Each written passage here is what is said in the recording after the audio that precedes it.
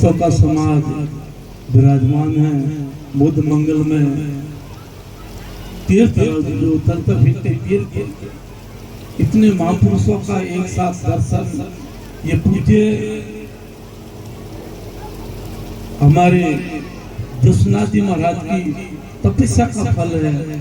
ऐसी पवित्र भूमि में, ऐसी पावन तपस्थली में हम सबको महापुरुषों के सानिध्य में बैठ करके अलभ्य लाभ प्राप्त हो रहा है। पूर्व वक्ताओं ने अपनी अपनी प्रस्तुति में बहुत ही सुंदर सुंदर भजन, हमारे धर्म जो भजन सम्राट रामेश्वर जी महाराज, साथ ही साथ में जो बिजल आश्रम से युवाचार्य जो आए हैं, और भी हमारे मांगू साहिब जी महाराज जो हमारे बीच में ज्ञानवर्ध योगवर्ध विराजे हैं, और बहुत से महात्मा विराजे हैं। दूर दराज से पधारे हुए गणमान्य नागरिक बंधुओं, भक्तिमती माताओं बहनों, देश के भावी चांद और सितारों, परम हर्ष का विषय है। ऐसी पावन तपस्थली में, ऐसी चिलचिलाती धूप में आप सभी लोग श्रद्धा से, भाव से, प्रेम से शांत होकर के जो सत्संग सुन रहे हैं, इसके लिए आप सभी को साधुवाद, आप सभी को बहुत बहुत सभी का अभिनंदन, आप सभी को वंदन। अभी हमारे जो एमपी से सज्जन पधारे थे धीरदास जी महाराज, वो कह रहे थे हमारे गुरु जी ने हमको अखंड ज्ञान की प्राप्ति करवाई। बहुत ही सुंदर बात कही। और भी महात्माओं ने लिखा है, तू कौन, कहां से आई, जिनकी खबर करो रे, अपने रूप की खबर किए बिन फेर 84 परोरी, होरी अब तेरो दाव लदोरी। मोटा भाग मिल्या मारी सजनी, मानुष जन्म मिलोरी। ऐसा मानवतन जो हम सबको मिला, जो देवों को भी दुर्लभ है, ऐसा पवित्र दिव्य जीवन मानव शरीर हमको मिला। ईश्वर कीर्ति में परमात्मा ने जितने भी जो सामग्री बनाई, उन सबसे सुंदर मनुष्य शरीर मिला। तो इसका मेन उद्देश्य क्या है? मेन उद्देश्य मानवतन का ऐसी कौन सी वस्तु प्राप्त की जावे कि हमारा मानव जन्म सफल हो जावे। मेन उद्देश्य क्या है? ऐसा कौन सा काम किया जावे कि हमारा मानव जन्म सफल हो जावे। महात्मा ने एक ही बात कही है, तू कौन, कहां से आया, अपने स्वयं को जान लो, अखंड ज्ञान को प्राप्त कर लो। अखंड ज्ञान कौन? सच्चिदानंद स्वरूप में ये सदगुरु के मुख से पहचाने। एमपी से जो सदस्य पधारे थे, उनको बहुत बहुत साधुवाद, बहुत बहुत धन्यवाद। बहुत सुंदर बात कही, लेकिन फिर भी उन्होंने परोक्ष बात कही। वो परमात्मा, वो आत्मा जो सुख नित्य प्रकाश विभू नाम रूप आधार, मति न लखे जी मत लखे सो मैं सुख पार। तो वो परमात्मा नहीं, अहम ब्रह्मास्मि, मैं आत्मा। हमारे सदगुरु कबीर साहब लिखते हैं, सब घट मेरा साइया। वो सजन बता के गए, सब घट में नहीं, वो तो व्यापक है। ऐसा नहीं है। गीता का प्रमाण, ईश्वर सर्वभूता नाम हृदय तिष्ठति। वो तो हृदय में बताया कि नहीं बताया? हृदय में है कि नहीं है? सब घट मेरा साइया, खाली घड़ी का कोई अनोरयान महात्मा मयान, ऐसी अनुसार और मान सम्मान सब में व्यापक चेतन परमात्मा है, वही मैं। जब तक ये हमको बहुत नहीं हो जाए, तब तक हमारा मानव जन्म अधूरा है। इतना पुरुषार्थ करो, इतना पुरुषार्थ करो सज्जनों, कि आपको अपने स्वयं का बोध हो जाए कि मैं शरीर नहीं, मैं नाम रूप जाति वाला नहीं, मैं जन्म मरने वाला नहीं। गीता की थोड़ा ऐसी कोई शरीर में जाती है, बोलते बोलते जाती है, न जाते मृत्यु वाक़ जाते हैं, भूत तो भविष्य नाम हुआ। न तो मेरा कभी जन्म हुआ है। गीता का प्रमाण, जो भी बात कहेंगे इन महापुरुषों के सानिध्य में बैठ करके जो बुद्धि ने समझा है वही बात कहेंगे, और ग्रंथ के प्रमाण से कहेंगे।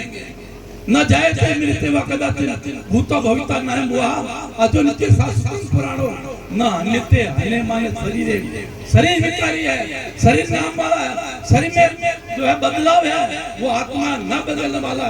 नैनम जीवन की सत्सा नहीं, नैनम जाति पाव का, न जन्म कल जापो, न सोसती मालूम का। आत्मा जलने वाला नहीं, कटने वाला नहीं, जन्म बनने वाला नहीं, वही तुम आत्मा हो।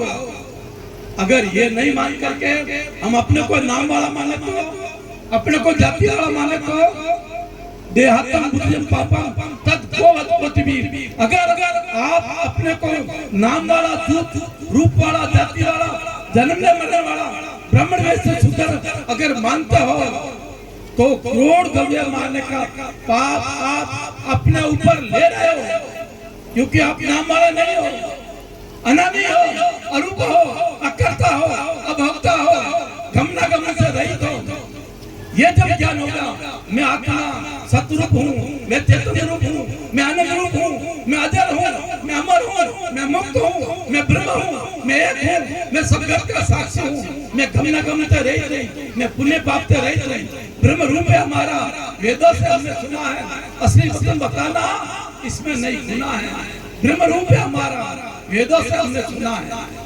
ये जब आप मान लोगे, ये जब अनुभव कर लोगे, ये जब निश्चय कर लोगे, तो समझो हमारा मानव जन्म सार्थक है। और देहात्म बुद्धिजम पापम तद गोवद कोटि भी आत्म बुद्धिम पुण्यम न भूत न भविष्यति। मैं आत्मा हूँ, ये इतना पुण्य कि न तो भूतकाल में कभी हुआ है, न भविष्य में कभी होने वाला है। जब तक नाम रूप जाति वाला मानोगे, जब तक आत्मा का बोध कभी होने वाला नहीं है। और इतने ज्ञानान्वित जब तक सजनो ज्ञान नहीं होगा, जब तक हमारा जन्मना मरना मिटेगा नहीं। कैसा होगा ज्ञान?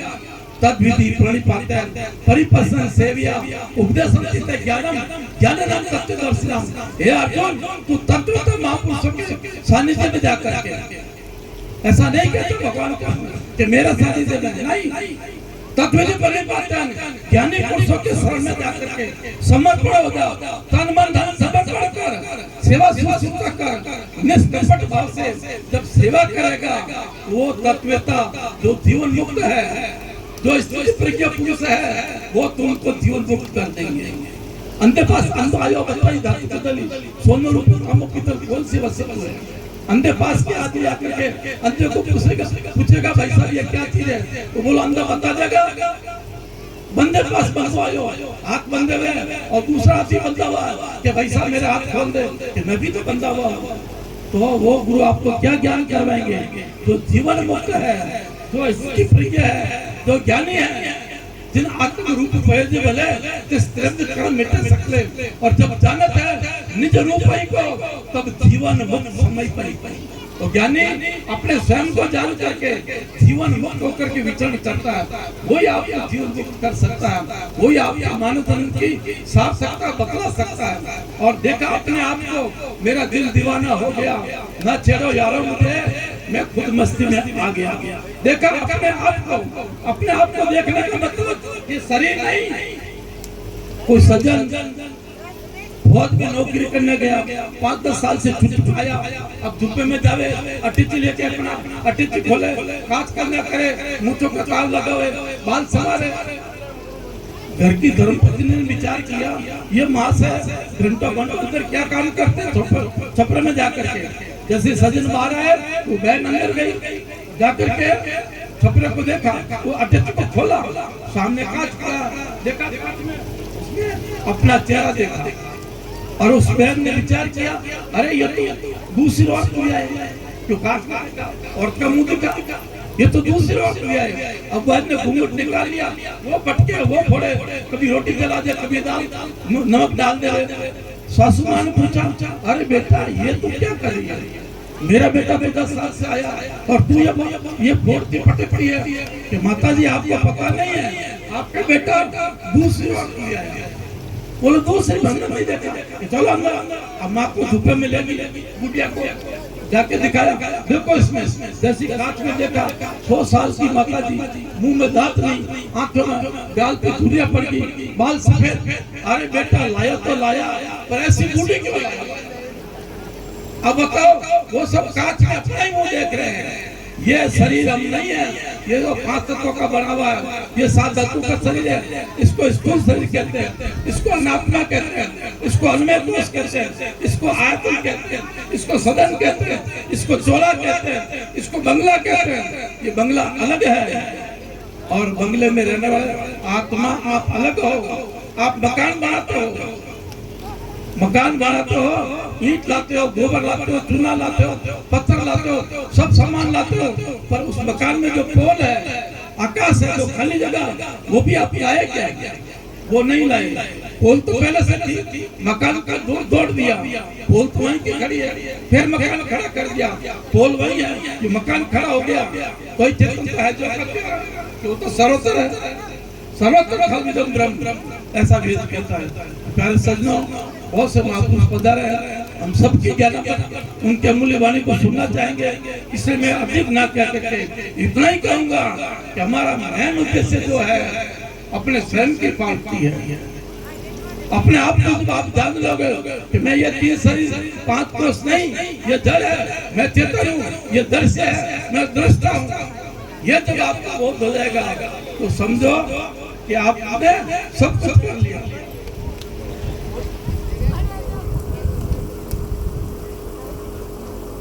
जब तक हमको अपने आत्मा का बोध नहीं होगा, तब तक हमारा जन्मना मरना मिटेगा नहीं। और जब आपको निश्चय हो गया तो आप जीवन मुक्त होकर के विचरण करोगे। तो हर वक्त यही चिंतन करो, शरीर जड़ है, मैं चेतन हूँ, शरीर जानता मरता है, मैं नहीं जानता मरता।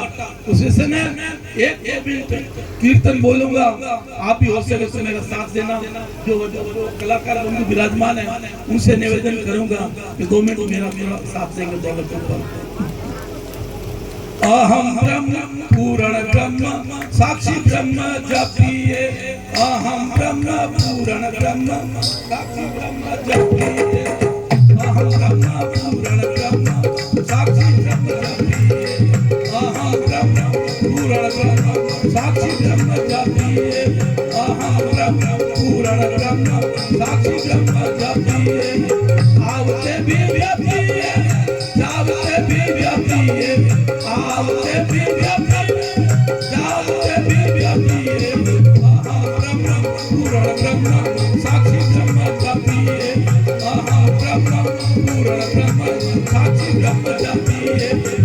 उठते भी व्यापिए, बैठते भी व्यापिए, उठते भी व्यापिए, बैठते भी व्यापिए, अहम ब्रह्म पूर्ण ब्रह्म साक्षी ब्रह्म जपिए, अहम ब्रह्म पूर्ण ब्रह्म साक्षी ब्रह्म जपिए। खावते भी व्यापिए, पीवते भी व्यापिए, खावते भी व्यापिए, पीवते भी व्यापिए, अहम ब्रह्म पूर्ण ब्रह्म साक्षी ब्रह्म जपिए, अहम ब्रह्म पूर्ण ब्रह्म साक्षी ब्रह्म जपिए। जागते भी व्यापिए, सोते भी व्यापिए, जागते भी व्यापिए, सोते भी व्यापिए, अहम ब्रह्म पूर्ण ब्रह्म साक्षी ब्रह्म जपिए, अहम ब्रह्म पूर्ण ब्रह्म साक्षी ब्रह्म जपिए, अहम ब्रह्म पूर्ण ब्रह्म साक्षी ब्रह्म जपिए। सतगुरु भगवान की, जसनाथी महाराज की, सारा संसन की जय हो।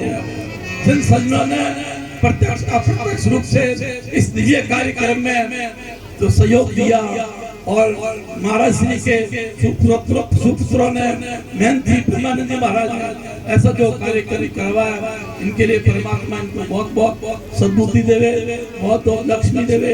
आगे के लिए, भविष्य के लिए ऐसा दिव्य कार्यक्रम होता रहे। और यहाँ के प्रशासन से जो नेत्री एमएलए साहब पधारी नहीं है, मैं उनसे अनुरोध करूंगा, यहाँ एक भव्य अपनी तरफ से हॉल बनाया जाए दिव्य, जो जनता आराम से बैठ करके सत्संग कर सके। हॉल की कमी है, इतना गर्मी है और हम लोग तुमों के नीचे बैठे हैं। यहाँ के प्रशासन को मेन जो एमएलए है उनकी जो है ड्यूटी नहीं परम कर्तव्य बनता है कि यहाँ जो कोटा जो है मंजूर करके तो भव्य हॉल बनावे ताकि जनता जनार्दन को किसी प्रकार का सत्संग में विक्षेप नहीं हुई। इतना क्या करके मैं अपनी वाणी को विराम दूंगा। ओ सर्वे भवन्तु सुखिनः, सर्वे सन्तु निरामया, सर्वे भद्राणि पश्यन्तु, मा कश्चित् दुःखभाग् भवेत्। ओम शांति शांति शांति। हेलो, महाराज श्री के चरणों में कोटि कोटि वंदन। बहुत अच्छा आत्म ज्ञान हमें सुनने को मिला। अब कार्यक्रम के आगे की कड़ी में हमारे बीच लबारी आश्रम से महंत श्री राम जी महाराज विराजमान हैं, तो आपके श्रीमुख से एक भजन की प्रस्तुति हम सुनेंगे। उसके बाद सूचना है कि भोपालगढ़ विधायिका श्रीमती गीता जी बरवड़ कुछ ही समय में यहाँ पहुँचने वाले हैं। साथ में आरपीएस इंदिरा जी वो भी साथ में आएंगे भोपालगढ़ से, तो थोड़ा इंतजार हम उनका करेंगे। इस बीच श्री राम जी के श्रीमुख से अपन एक भजन सुनेंगे।